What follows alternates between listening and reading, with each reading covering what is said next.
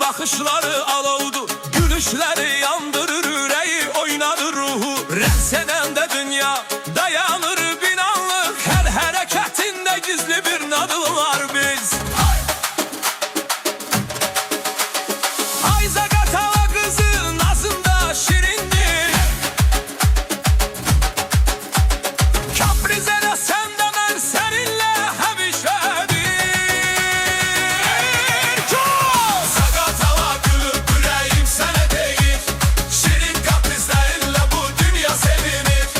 Naz elə, gül elə, rəqs edək qız, Bir bakışın yeter bu oğlan senin üçündür.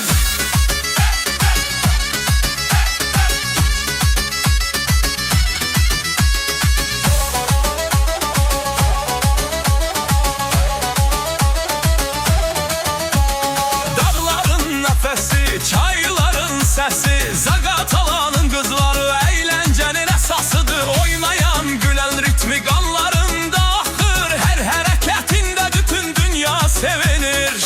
Eğer geçsen darıxacaq küçelerde benim kimi, adını pıçıldayar geceler yüreğim kimi. Sen naz elə, mən səni yenə gözləyərəm, çünkü bu sevgi oyun değil, həqiqətən səni sevirəm.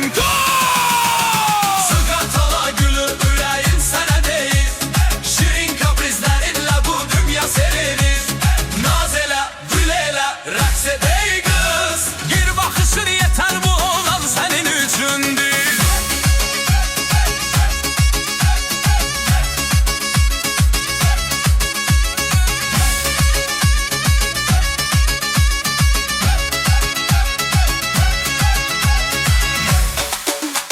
Zaqatala qızı, Səhnenin uğruzu, her ah bunun bir nadıl, her hareket ruhu. Kaprizli olsan da şirin nazlarınla, bu ürək, bu sevgi həmişə